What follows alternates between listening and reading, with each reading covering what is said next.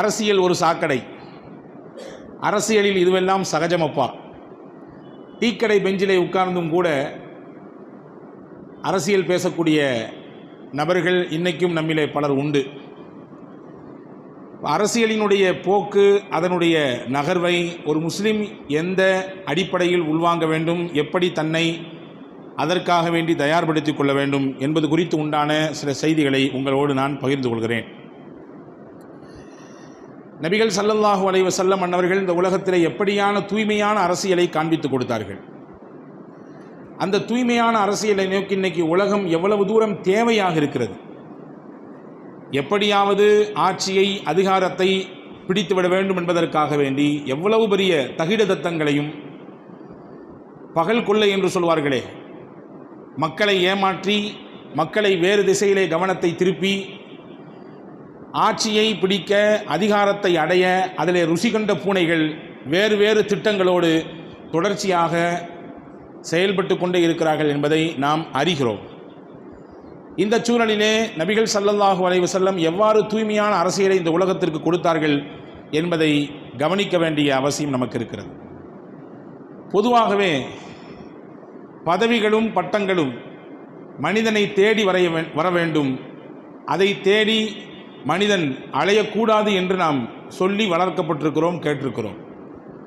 ஆனால் தான் சார்ந்திருக்கக்கூடிய சமூகம் அல்லது தங்களுடைய உரிமைகள் பறிக்கப்படுகிற பொழுது, தாங்கள் ஒரு பகுதியிலே இரண்டாம் தர குடிமக்களாக நடத்தப்படுகிற பொழுது, உரிமைகளெல்லாம் மீறப்பட்டு கேட்க நாதி இல்லாத ஒரு சூழலுக்கு ஒரு சமூகம் தள்ளப்படுகிற பொழுது, அந்த சமூகத்தின் விடிவெள்ளியாய் இருக்கக்கூடிய ஒன்று அதிகாரமும் அரசியலும்.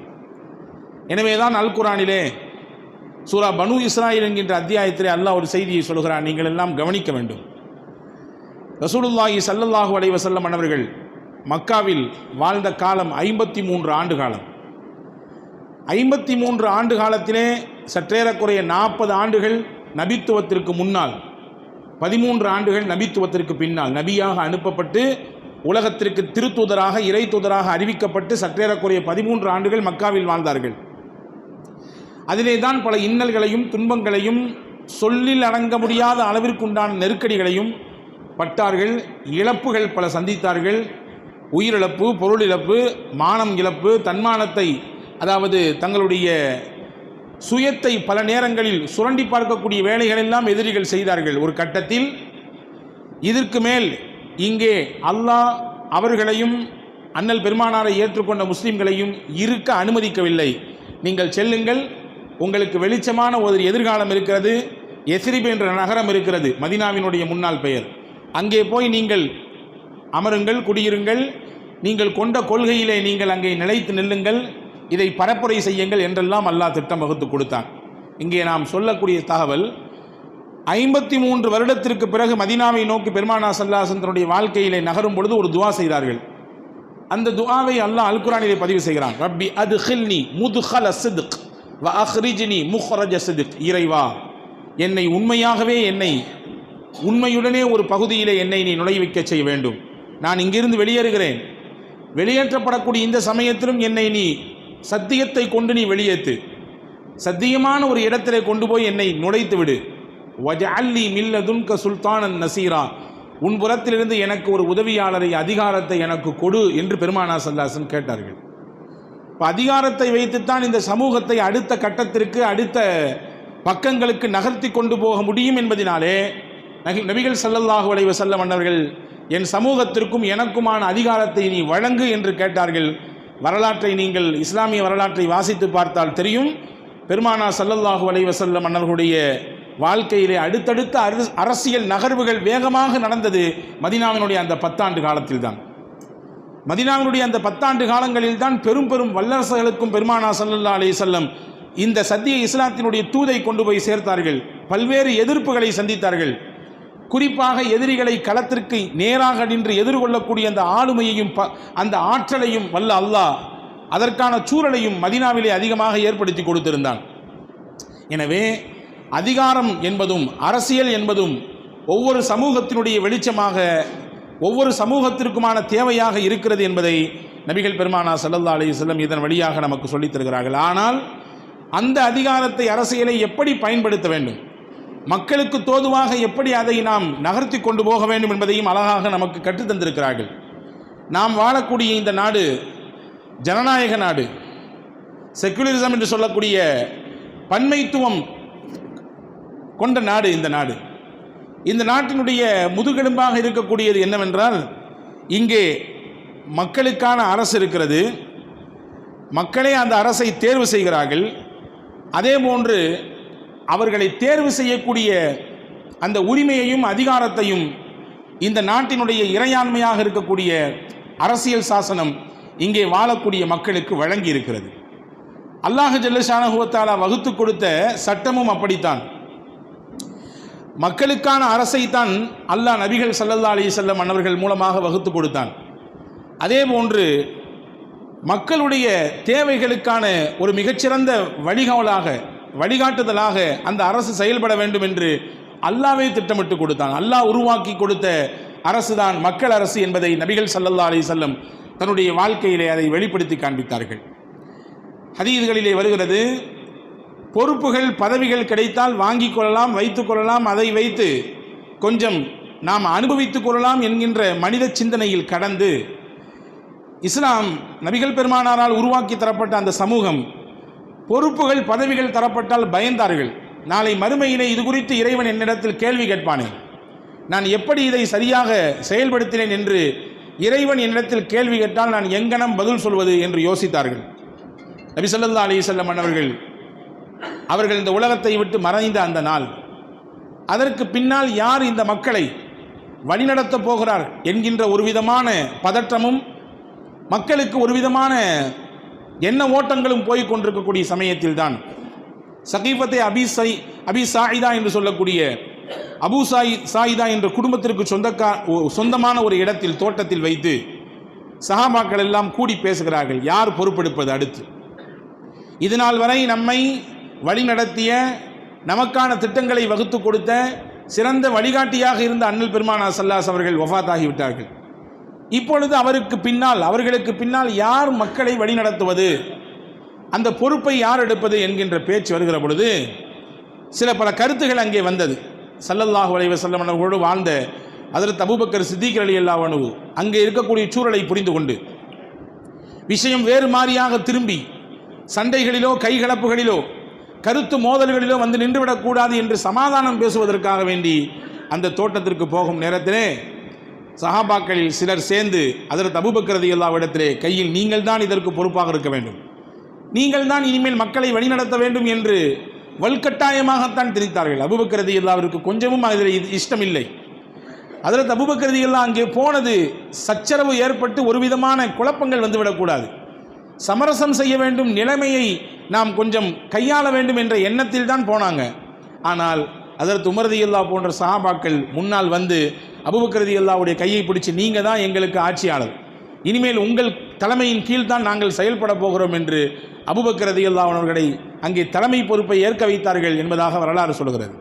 இங்கே சொல்ல வரக்கூடிய செய்தி என்னவென்றால், பொறுப்புகள் எப்படி தனக்கு கிடைக்கும், அதை வைத்து நான் எப்படி அனுபவிக்கலாம், ஒரு சில ஆண்டுகள் எப்படி அதை வைத்து கொண்டு மக்களை வதைத்து எடுக்கலாம் என்பது இன்றைய ஆட்சியாளர்களின் சிந்தனையாக இருக்கும் பொழுது இஸ்லாமிய ஆட்சியாளர்கள் பொறுப்புகளை கண்டால் பயந்தார்கள், வேண்டாம் என்று ஒதுங்கி போனார்கள்.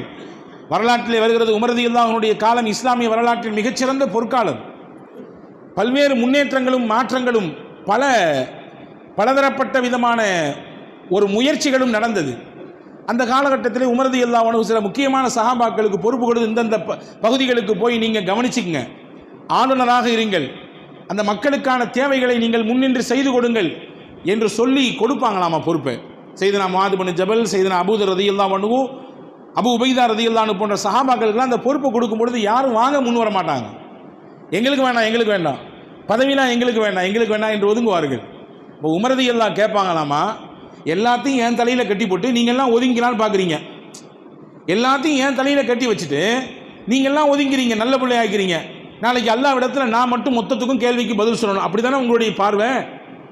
இதில் நீங்கள் எனக்கு உதவி செய்கிறேன்னா எப்படி மக்களுக்கானதை நாம் கொடுக்க முடியும், அவர்களின் தேவையை எப்படி பூர்த்தி செய்ய முடியும், அவங்களுக்கான ஆட்சியை எப்படி சரியாக தர முடியும் என்று ஹஜ்ரத் உமர் ரலியல்லாஹு அன்ஹு கோபப்பட்டு தான் சில சஹாபாக்களுக்கு பொறுப்பை கொடுத்து அனுப்பினார்கள் என்பதாக நாம் வரலாற்றை பார்க்கிறோம்.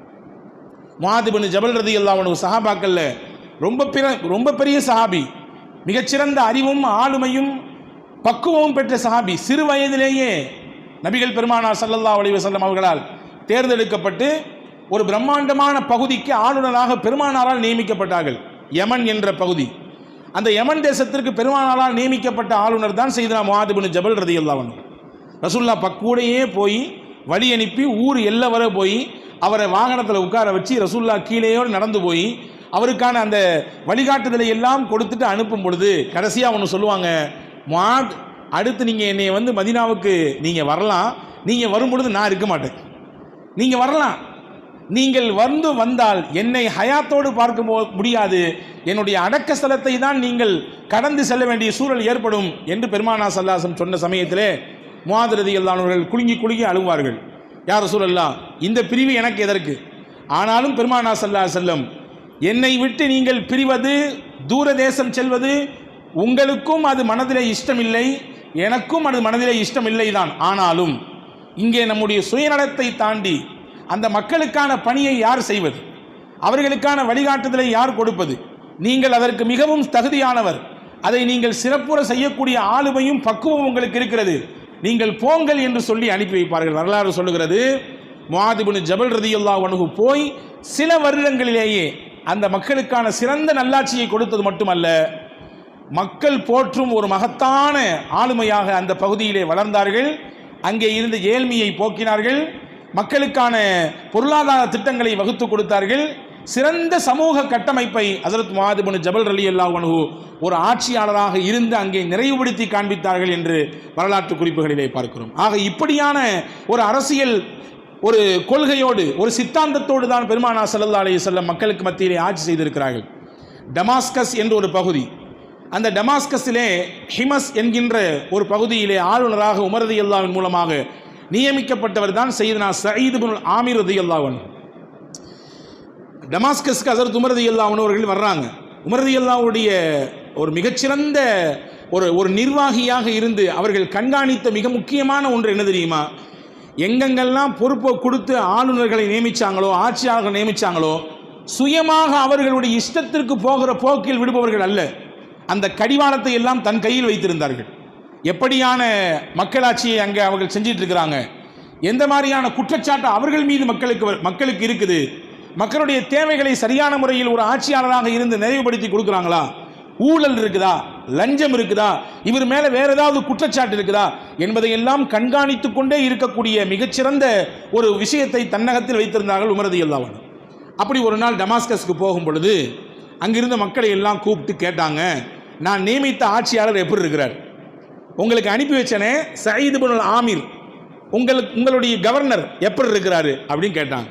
இந்த மக்கள்லாம் சேர்ந்து சொன்னாங்க, அவர் மேலே எந்த பெருசாலாம் ஒன்றும் கிடையாது, ஒரு 4 விஷயங்கள் மட்டும் அவரிடத்தில் நாங்கள் கொஞ்சம் வித்தியாசமாக பார்க்குறோம், நீங்கள் என்ன ஏதுன்னு சொல்லி ஒரு ஆட்சியாளராக நீங்கள் விசாரித்தால் நன்றாக இருக்கும், என்ன பார்க்குறீங்கன்னு கேட்டாங்க.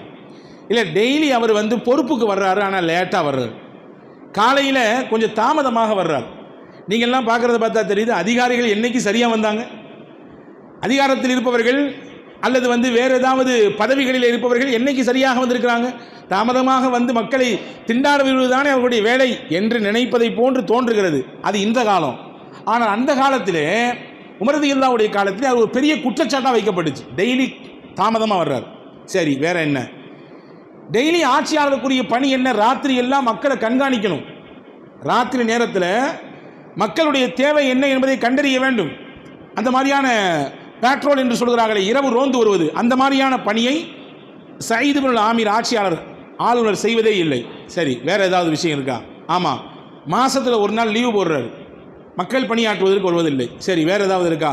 4வதாக சொன்னாங்க, எங்கள்கிட்ட பேசிக்கிட்டே இருக்கும்போது திடீர்னு மயக்கம் போட்டு கீழே விழுறாரு, என்னமோ தெரியல, அவருக்கு உடம்புக்கு ஏதோ முடியலை போல தெரியுது. இந்த 4 விஷயங்கள் மட்டும் அவர் மீது நாங்கள் வைக்கக்கூடிய முக்கியமான குற்றச்சாட்டாக இருக்கிறது என்று அந்த ஹிமஸ் பகுதி மக்கள் சொன்னார்கள். உமர் ரலியல்லாஹு அன்ஹு கூப்பிட்டு ஆளுநர் சயீத் இப்னு ஆமிர் ரலியல்லாஹு கேட்டாங்க, இந்த மாதிரி உங்கள் பகுதி மக்கள்லாம் சொல்கிறாங்க உங்கள் மேலே 4 விதமான விஷயங்களை முன்வைக்கிறாங்க, அதுக்கான நியாயத்தை நீங்கள் சொல்கிறீங்களான்னு கேட்டாங்க. அதில் சயீத் இப்னு ஆமிர் ரலியல்லாஹு சொன்னாங்க, எனக்கும் அல்லாஹ்வுக்கும் மட்டுமான விஷயமா இருந்துச்சு, அது நான் யார்ட்டையும் இது வெளிப்படுத்தியது இல்லை, எப்போ இது பொது விஷயத்திற்கு பொதுத்தளத்திற்கு கேள்வியாக ஒரு குற்றச்சாட்டாக வைக்கப்பட்டு விட்டதோ இப்போ நான் அந்த விஷயத்திற்கெல்லாம் சரியான முறையில் பதில் சொல்லணும், தெளிவாக அதற்கான விளக்கங்களை சொல்லணும். அது என்னுடைய கடமையாக பொறுப்பாக இருக்குது, சொல்கிறேன் கேளுங்க அப்படின்னு சொல்லி அதை சயீத் இப்னு ஆமிர் ரலியல்லாஹு சொல்ல துவங்கினார்கள். டெய்லி காலையில் நான் ஏன் தாமதமாக வர்றேன் தெரியுமா? டமாஸ்கஸின் ஹிமஸ் பகுதியினுடைய ஆளுநர் சயீத் இப்னு ஆமிர் தான் நான். ஆனாலும் என் வீட்டில் என் வேலைகளை நான் தான் செய்வேன். எனக்கு பணியாளரெல்லாம் யாரும் கிடையாது. நான் ஒரு ஆளுநர், நான் மக்களை ஆளக்கூடியவர், மக்களுக்கு பொறுப்பாளர் பதவியில் இருப்பவர் என்பதினாலே தேவையில்லாமல் ஆட்களை நியமித்து அதன் வழியாக சுகம் காணுவதெல்லாம் எனக்கு இஷ்டமில்லை. எப்படியானாலும் அதற்கான செலவையும் இந்த அரசு தானே கொடுக்கணும். ஏன் அந்த விஷயத்தை நான் கையில் எடுக்கணும்? நானே என்னுடைய வேலைகளை செய்து கொள்கிறேன், நானே என்னுடைய பணியை செய்து கொள்கிறேன், எனக்கான உணவை நானே தயார் செய்கிறேன்.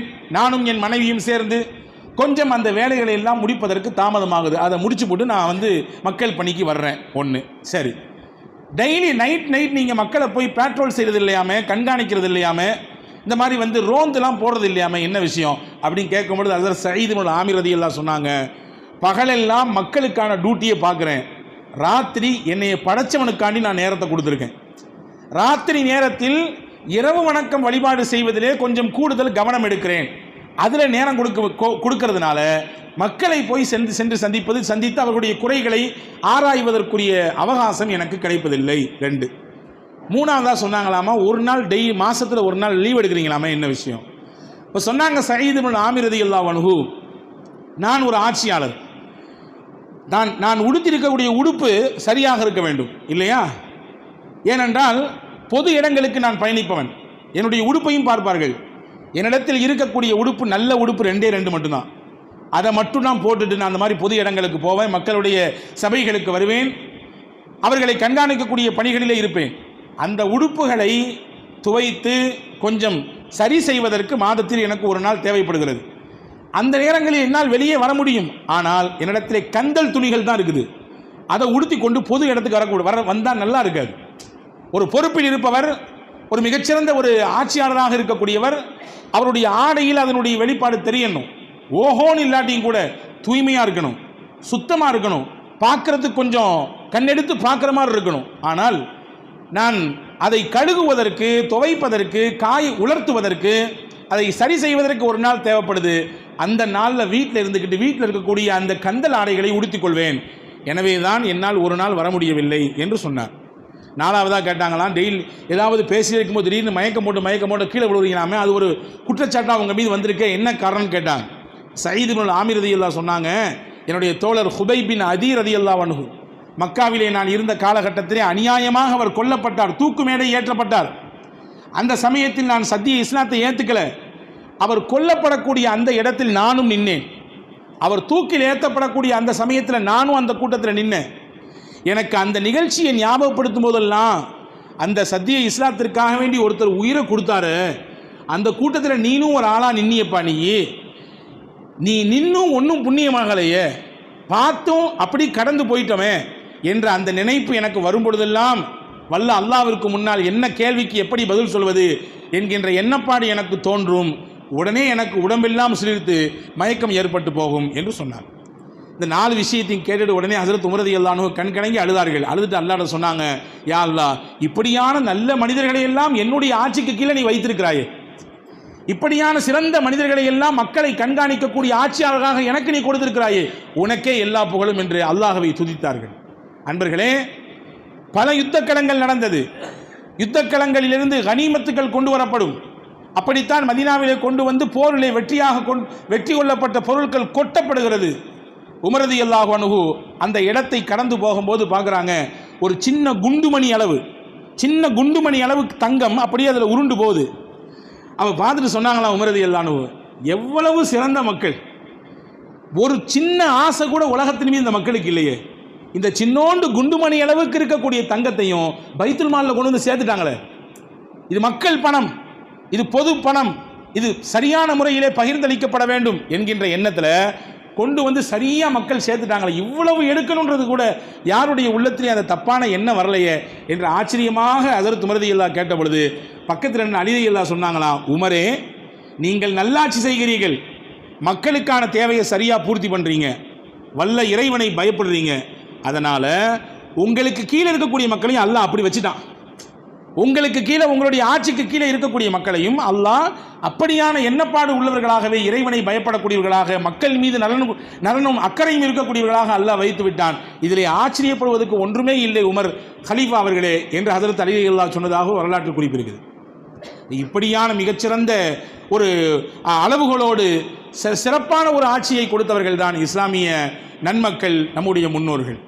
அது மட்டுமல்ல, அரசியலில் என்னென்ன பண்புகள் இருக்க வேண்டும் என்பதை பெருமானார் ஸல்லல்லாஹு அலைஹி வஸல்லம் மிக அற்புதமாக கற்றுக் கொடுத்தார்கள். இன்னைக்கு கொள்கைன்றதே அரசியலில் கிடையாது, யாருக்கும் கிடையாது. பேசினால் சொல்லிக் கொள்வார்கள், அரசியலில் நிரந்தர நண்பனும் இல்லை, நிரந்தர எதிரியும் இல்லை. தேவைக்கு தேவை வந்தால் வாக்கு மாறுவதை போன்று தாவிக்கொள்வார்கள், இங்கிருந்து அங்கு, அங்கிருந்து வேறெங்கோ அப்படின்னு. கொள்கை பிடிப்போடு ஏதாவது ஒரு அரசியல் களத்தில் நிற்பவர்கள் உண்டா என்றால் கிடையாது. ஆனால் ஹஜ்ரத் பெருமானார் ஸல்லல்லாஹு அலைஹி வஸல்லம் கொள்கை பிடிப்பு மிக்க அரசியல் ஒரு பண்பை இந்த உலகத்திற்கு ரசூலுல்லாஹி ஸல்லல்லாஹு அலைஹி வஸல்லம் கற்றுக் கொடுத்தார்கள். அதே போன்று வாக்கு மீறுதல் என்பது இன்னைக்கு சர்வசாதாரணம்.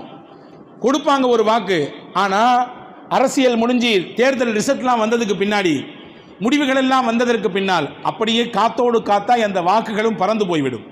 கொடுத்த வாக்குகள் எல்லாம் அப்படியே பறந்து போய்விடும். ஆனால் ஸல்லல்லாஹு அலைஹி வஸல்லம் மக்களுக்கான ஆட்சியை செய்யக்கூடியவர்கள் வாக்கு மீறாமல் இருக்க வேண்டும். வாக்கு மீறுதல் என்பது ஒரு ஆட்சியாளருக்கு அழகல்ல என்பதை ஹஜ்ரத் ரசூலுல்லாஹி ஸல்லல்லாஹு அலைஹி வஸல்லம் மிக அழகாக கற்றுக் கொடுத்தார்கள். வரலாற்றிலே வருகிறது, ஹுதைபியா என்ற யுத்தத்திலே, ஹுதைபியா என்ற அந்த சமாதான உடன்படிக்கை நடக்கும் பொழுது அங்கே சில ஒப்பந்தங்கள் கையெழுத்தானது.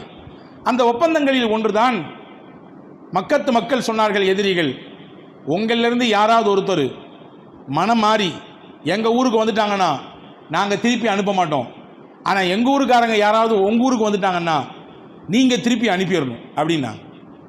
எங்கள் ஊருக்காரங்க யாராவது உங்கள் ஊருக்கு வந்துட்டாங்க மதீனாக்குன்னா நீங்கள் ரிட்டன் அனுப்பிடணும். ஆனால் உங்கள் ஊர்லேருந்து யாராவது மனம் மாறி எங்கள் ஊருக்கு வந்து விட்டால் நாங்கள் அனுப்ப மாட்டோம். இது பச்சையாக ஒரு ஒரு ஒரு ஒரு ஒரு சரியான விஷயமாக தெரிவதில்லையே, நேருக்கு நேர் முரணாக இருக்குது. இப்போ ஸல்லல்லாஹு அலைஹி வஸல்லம் ஓகேன்னு கையெழுத்து போட்டாங்க. அந்த கையெழுத்து போடுறதுக்கு முன்னாடி, அந்த ஒப்பந்தம் நடந்து கையெழுத்து, இந்த அம்சங்கள் எல்லாம் அந்த ஒப்பந்தத்தில் இருக்குது, இந்த மாதிரி நிறைய அம்சங்கள். அந்த நேரத்திலே மக்காவிலிருந்து பல நாட்கள் துன்பப்பட்டு இஸ்லாத்தை ஏற்றதன் காரணமாக பல நெருக்கடிகளை சந்தித்த ஒரு நபித்தோழர் ஓடி வருகிறார், இங்கே வந்து முஸ்லீம்களோடு இணைந்து கொள்கிறார். இப்போ ஒப்பந்தம் எழுதுவதற்கு வந்தவர் சொல்கிறாரு, அவரை நீங்கள் திருப்பி எங்களுக்கு அனுப்பணுன்றார், நீங்கள் திருப்பி எங்களுக்கு அனுப்பி ஆகணுன்றார். ரசூலுல்லாஹ் சொன்னாங்க, அம்சங்களை தான் நீங்கள் சொல்லியிருக்கீங்க, இன்னும் நமக்கு இடையில கையெழுத்தாகல. கையெழுத்தாகி ஒப்பந்தமாக ஆனதற்கு பின்பு இப்படி நடந்தால் ஓகே, ஆனால் இன்னும் கையெழுத்தே ஆகலையே, நாங்கள் எப்படி ஏன் அனுப்பணும்னு கேட்குறாங்க. இல்லை, நீங்கள் அவரை அனுப்புனாதான் நாங்கள் கையெழுத்தே போடுவோம் என்று மக்காவிலிருந்து வந்தவர்கள் சொன்னார்கள். ஸல்லல்லாஹு அலைஹி வஸல்லம் அவர்கள் அந்த வந்த சஹாபி, மக்காவிலிருந்து ஓடி வந்தார், இங்கே அவரை பார்த்து சொன்னார்கள், அன்பு தோழரே, கொஞ்சம் பொறுமையாக இருங்கள், நிச்சயமாக வல்ல அல்லாஹ் நமக்கான வழியை காட்டுவான். எந்த நகரத்திலிருந்து நீங்கள் இப்பொழுது ஓடி என்னிடத்தில் வந்து மீண்டும் அவர்களிடத்திலேயே நீங்கள் ஒப்படைக்கப்படுறீங்களோ அதே நகரம் நம்முடைய கைகளுக்கும் வரும். அரசியலில் அதை அல்லாஹ் சாத்தியப்படுத்தி காண்பிப்பான். எனவே கொஞ்சம் பொறுத்திருங்கள், வல்ல அல்லாஹ்விடத்திலே விடியலை கேட்போம், அவன் நிச்சயம் வெளிச்சத்தை தருவான் என்று பெருமானார் ஸல்லல்லாஹு அலைஹி வஸல்லம் சொன்னதாக வரலாற்றிலே பார்க்கிறோம். அப்போ எடுத்தோம் கவிழ்த்தோம் என்று நிலைப்பாட்டோடு முடிவெடுப்பதோ அல்லது கொடுத்த வாக்கை மீறி போவதோ அரசியலுக்கான அழகல்ல என்பதை நபிகள் பெருமானார் ஸல்லல்லாஹு அலைஹி வஸல்லம் கற்றுத்தந்தாங்க. அந்த மாதிரி உலக அரசியலில் இன்றைக்கு எங்கே திரும்பினாலும் ஊழல்கள், லஞ்ச லாவண்யங்கள், ஏமாற்று பித்தலாட்டங்கள் இன்னைக்கு நிரம்ப நடந்து கொண்டிருக்கிறது. உங்களுக்கு சொல்லித் தெரிய வேண்டிய அவசியம் இல்லை. எங்கெங்கெல்லாம் ஊழல் நடக்குது, எங்கெங்கெல்லாம் அதிகார துஷ்பிரயோகம் நடக்கிறது, எங்கெங்கெல்லாம் மோசடிகள், அது முறைப்படுத்தப்பட்டு நடந்து கொண்டிருக்குது. அதாவது மோசடியாக இருந்தால் பரவாயில்ல, முறைப்படுத்தப்பட்டு சட்டம் இயற்றி, அதற்கான சட்டங்களை இயற்றி, இவங்கெல்லாம் தப்பு பண்ணால் யாரும் கேட்கக்கூடாது, கோர்ட்டே வந்தாலும் கேட்கக்கூடாது, கோர்ட்டில் வந்தாலும் இந்த கேஸ் நிற்காது, இவங்க மேலே அந்த அலிகேஷன் வராது என்று முறைப்படுத்தப்பட்டு மோசடிகள் நடக்குது. ஆனால் உலகத்தில் ஊழலற்ற, மோசடிகளற்ற, லஞ்சலாவணியமற்ற ஆட்சியை, அரசியலை நிலைப்படுத்தி காட்டியவர்கள் அண்ணல் நபிகள் நாயகம் ஸல்லல்லாஹு அலைஹி வஸல்லம் அவர்கள். ஒரு சின்ன உதாரணம் போதும், வேறொன்றும் வேண்டாம். இகாமத் சொல்லியாச்சு. இகாமத் சொன்னால் அடுத்து என்ன செய்வோம்? தொழுகையிலே இமாம் முன்னால் நின்று தக்பீர் கட்டி தொலை வைப்பார் இல்லையா? ஸல்லல்லாஹு அலைஹி வஸல்லமுடைய காலத்தில் ஒரு நாள் தொழுகைக்காக பாங்கொலி கொடுக்கப்பட்டது. அடுத்து கொஞ்ச நேரத்தில் இக்காமத் சொல்லப்பட்டது. எப்பொழுதும் ரசூலுல்லாஹ் இக்காமத் சொல்லிவிட்டால் முன்னால் நின்று தொலை வைப்பார்கள். அன்னைக்கு தொலை வைக்கல. இக்காமத் சொல்லி முடிச்சோன்னு வேக வேகமாக வெளியே போகிறாங்க. வெளியேன்னா பள்ளிக்கு வெளியே இல்லை, தனக்கு பக்கத்தில் இருந்து அவர்களுடைய வீட்டுக்கு போகிறாங்க. நபியினுடைய வீடும் நபியின் மெஹராபும் பக்கத்தில் அடுத்தடுத்து தான். வேகமாக வீட்டுக்குள் போனார்கள். கொஞ்ச நேரம் கழித்து மறுபடியும் வந்தாங்க. வந்து தொழுகை நடத்தினாங்க. மக்களுக்கு தொழுகையை முடிச்சு கொடுத்தாங்க. முடிச்ச பின்னாடி சஹாபாக்கள் கேட்டாங்க, யா ரசூலுல்லாஹ், இது மாதிரி நாங்கள் கண்டதே இல்லையே. இக்காமத் சொல்லியாச்சுன்னா அடுத்து தொலை வச்சிருவீங்க, அந்த கேப்பே விட மாட்டீங்க. ஆனால் இன்னைக்கு வேக வேகமாக இக்காமத் சொன்னதுக்கு பின்னாடி ஏன் வெளியே போனீங்க? எங்களுக்கு வந்து இந்த மாதிரி நாங்கள் கண்டதே கிடையாது அப்படின்னு கேட்ட பொழுது ஹஜ்ரத் முஹம்மது ஸல்லல்லாஹு அலைஹி வஸல்லம் மிகச்சிறந்த உலகத்திற்கான அரசியல் சாசனத்தை எழுதி கொடுத்தவர்கள். இப்படியான ஆட்சியாளரை உலகத்தில் எங்கேயும் பார்க்க முடியாது. எனவே தான் நம்ம சொல்கிறோம், இஸ்லாமிய ஆட்சி, இஸ்லாம் உலகத்திற்கு காட்டி தந்த மிகச்சிறந்த அந்த ஆட்சியின் அந்த நடைமுறைகள் உலகமெங்கும் பரப்பப்பட வேண்டும். அதுதான் உலகத்தில் வாழக்கூடிய மக்களுக்கு நீதியை தரும், நேர்மையை தரும், இல்லையா? 2 வாரத்திற்கு முன்னால் அமெரிக்காவிலே நியூயார்க் மாகாணத்திலே ஜொஹரான் என்று சொல்லக்கூடிய முஸ்லிம் மேயர் அங்கே எல்லா மக்களாலும் தேர்ந்தெடுக்கப்பட்டிருக்கிறார். இங்கே என்ன விஷயம்னா, ஜொஹரான் தேர்வு செய்ததற்கு பிறகு அந்த பகுதியிலே வாழக்கூடிய யூத இனத்தினுடைய அந்த பண்டிதர்கள், யூத மதத்தினுடைய அந்த மத குருக்கள் எல்லாம் சேர்ந்து உலக அரங்கிலே ஒரு விஷயத்தை சொல்றாங்க. முஸ்லீம்களின் ஆட்சிக்கு கீழே தான் யூதர்கள் உலகத்திலே நல்லபடியாக வாழ்ந்திருக்காங்க. எங்க முஸ்லீம்கள் ஆட்சி செய்தார்களோ அந்த ஆட்சிக்கு கீழே தான் யூதர்கள் நல்ல முறையிலே வாழ்ந்திருக்கிறார்கள். எனவே ஜொஹரான் மம்தானி இங்கே அவர் ஆட்சியாளராக மேயராக தேர்ந்தெடுக்கப்பட்டதிலே எங்களுக்கு ரொம்ப சந்தோஷம். நாங்கள் யூத மதத்தினுடைய பண்டிதர்கள், வேதத்தை படித்தவர்கள், வேதம் தெரிந்தவர்கள் நாங்கள். எனவே சொல்லுகிறோம், இந்த பகுதியிலே இந்த மாகாணத்திலே உள்ளபடியே 100% நல்ல ஆட்சி இவரின் வழியாக கிடைக்கும் என்று நாங்கள் நம்புகிறோம் என்று யூத மதத்தினுடைய பண்டிதர்கள் சொல்றாங்க. முஸ்லீம்கள் 4 பேர் சொன்ன பிரச்சனை இல்லை. என்ன விஷயம்னா, உலகத்திற்கு அப்படியான ஒரு நல்லாட்சியை கொடுத்தது தான் இஸ்லாம். எனவே தான் உமர் ரலியல்லாஹுவின் ஆட்சி இந்த மண்ணில் நிறுவப்பட வேண்டும் என்று அண்ணல் காந்தி சொன்னார். சும்மா ஒன்றும் சொல்லிட்டு போயிரல. அவர் சொன்னதற்கு காரணம் என்ன? உண்மையான நாட்டின் விடுதலை என்பது உமரின் தத்துவங்களும் உமரின் அந்த வழிகாட்டுதலும் உமரினுடைய அந்த ஆட்சியும் இந்த மண்ணில் நிறுவப்படுகிற பொழுதுதான் இது உண்டாகும் என்று சொன்னார். அன்பான சகோதரர்களே, ரசூலுல்லாஹி ஸல்லல்லாஹு அலைஹி வஸல்லம் சொல்றாங்க பாருங்க, நான் ஏன் போனேன் தெரியுமா? பைத்துல் மாலுக்கு போக சேர வேண்டிய ஒரு 15 திருகம் 15 வெள்ளி காசு என் வீட்டில் இருக்குது. அது பொதுமக்களுக்கு போய் சேர வேண்டியது. அது என் வீட்டில் இருக்க எனக்கு மரணம் வந்து போச்சுன்னா எப்படி அல்லாஹ்ட்ட நான் பதில் சொல்றது? இப்போ யோசிங்க, ஒரு தொழுகை நடத்தி முடிப்பதற்கு எவ்வளவு நேரம் ஆகும்? அதிகபட்சம் ஜும்மா தொழுகிறோம், ஒரு 7 நிமிஷம் ஆகுமா? கூடுதல் போனால் ஒரு 10 நிமிஷம் ஆகுமா? இந்த இடைப்பட்ட நேரத்தில் என்ன நடக்கப் போகிறது என்ற ஒரு சந்தேகக்குறியோடு சஹாபாக்கள் நிற்க, இந்த இடைப்பட்ட நேரத்திலும் நான் இருப்பேன் என்பதிலே என்ன உத்தரவாதம் இருக்கிறது என்றார்கள் பெருமானார். இந்த இடைப்பட்ட நேரத்தில் இந்த 7 நிமிஷம், அந்த 10 நிமிஷத்தில் என்ன ஆயிரும்? என்னமோ ஆகலாம். 7 நிமிஷம் 10 நிமிஷம் என்ன, சில பல செகண்ட்ல என்னெல்லாமோ நடக்குது. ஒரு சில அந்த வினாடிகளிலே என்னெல்லாமோ உலகத்தில் நடக்கிறது. எனவே என்னுடைய இறைவனை நான் சந்திக்கும் பொழுது மக்களை ஆளுகிற பொறுப்பை இறைவன் எனக்கு தந்திருக்கிறான். மக்களுக்கான பொருள் என் வீட்டில் இருக்க, அது அடுத்தவர்களுக்குரியது, போய் சேர வேண்டியது மக்களுக்காக, அது என் வீட்டில் இருக்க எனக்கு மரணம் வந்துவிட்டால் எந்த முகத்தை வைத்துக்கொண்டு என் இறைவனை நான் சந்திப்பேன் என்று கேட்டார்கள் முஹம்மது ரசூலுல்லாஹ். இப்படித்தான் உலகத்தில் அரசியலினுடைய தத்துவத்தையும் அதற்கான வழிகாட்டுதலையும் ஸல்லல்லாஹு அலைஹி வஸல்லம் கொடுத்தார்கள். பொருளீட்டக்கூடிய விஷயத்திலே, பொருளாதார விஷயத்திலே எப்படியான ஒரு அரசியல் அமைப்பை ஹஜ்ரத் ரசூலுல்லாஹி ஸல்லல்லாஹு அலைஹி வஸல்லம் தந்தார்கள். எளிமையின் உருவமாக இருந்து எப்படியாக மக்களை ஆள வேண்டும் என்பதை பெருமானார் ஸல்லல்லாஹு அலைஹி வஸல்லம் கற்றுக் கொடுத்தார்கள். இப்படியே நிறைய விஷயங்களை அடுக்கிக் கொண்டே போகலாம். ஆக உலகத்தில் நபிகள் பெருமானார் ஸல்லல்லாஹு அலைஹி வஸல்லம் காட்டி தந்த அந்த அரசியல் பாதை தான் இன்றைக்கு உலகம் எங்கு எல்லா பக்கமும் தேவைப்படுகிறது. ஆனால் அதற்கு நேர் மாற்றமாக அதிகாரமும் ஆட்சியும் தங்கள் கையில் கிடைத்தால் போதும், அதற்கு என்ன தகுதி திட்டங்களையும் நாங்கள் செய்வோம், எப்படியான எல்லைக்கும் நாங்கள் போய்விடுவோம், எப்படியான மாற்றங்களையும் நாங்கள் காண்பித்து கொடுப்போம். மக்களே நம்ப மாட்டார்கள், ஆனாலும் நாங்கள் தான் ஜெயித்தோம் என்று சொல்லுவோம் என்ற நிலைப்பாட்டில் தான் இன்றைய போக்கு நகர்கிறது. நாம் நம்முடைய கடமையாக பொறுப்பாக 2 விஷயத்தை சொல்கிறேன். ஒன்று, மதீனாவுக்கு போகும் பொழுது வல்ல இறைவனிடத்திலே நபிகள் பெருமானார் கேட்ட துவாவை நாமும் கேட்க வேண்டும். வஜஅல்லி மின் லதுன்க சுல்தானன் நசீரா, யா அல்லாஹ் எனக்கு அதிகாரத்தை கொடு, ஆட்சியை கொடு, அந்த பவரை கொடு, பொலிட்டிக்கல் பவர் எனக்கு தேவைன்னு ரசூலுல்லாஹ் கேட்டாங்க. நாமும் அல்லாஹ்ட்ட கேட்கணும். இது நாள் வரையும் நாம நம்மிலே சிலர் அதெல்லாம் நமக்கு தேவையில்லை, அது சாக்கடை, அப்படி இப்படி என்று பேசிக்கொண்டிருந்த அந்த இடத்தை எல்லாம் கொஞ்சம் வச்சுட்டு, இனிமேலும் அரசியலில் விழிப்புணர்வு இல்லை என்றால் இந்தியா போன்ற பெருங்கொண்ட நாடிலே பெரும்பகுதியாக வாழக்கூடிய முஸ்லிம்கள், சிறுபான்மையின மக்கள், பழங்குடியின மக்களினுடைய நாளை எதிர்காலம் மிகப்பெரிய கேள்விக்குறிதான் என்பதை அடுத்தடுத்த நகர்வுகள் காண்பித்துக் கொண்டே இருக்கிறது. இன்னைக்கு பீகாருடைய ரிசல்ட்டு, நாளைக்கு அது தமிழ்நாடு, கேரளா என்று அடுத்தடுத்து அது மாறிக்கொண்டே இருக்கலாம். அந்த விழிப்புணர்வு, அந்த துவாவினுடைய பிரார்த்தனை வேண்டும். இரண்டாவது, இஸ்லாம் காட்டித்தரக்கூடிய தூய அரசியலை உலகமெங்கும் எல்லா மக்களுக்கும் கடத்தி செல்ல வேண்டிய, அதை சொல்லிக் கொடுக்க வேண்டிய, அப்படியான ஒரு அமைப்பை கட்டமைக்க வேண்டிய பொறுப்பும் கடமையும் உங்களுக்கும் எனக்கும் எல்லா மக்களுக்கும் இருக்கிறது. எல்லாம் வல்ல அல்லாஹ் அப்படிப்பட்ட சிறந்த சிந்தனையோடு வாழக்கூடிய தௌஃபீக்கை நம் எல்லோருக்கும் வழங்கியல் புரிவானாக. ஆமீர். வாஹிரு தாவானா அல்ஹம்துலில்லாஹி ரப்பில் ஆலமீன். அஸ்ஸலாமு அலைக்கும்.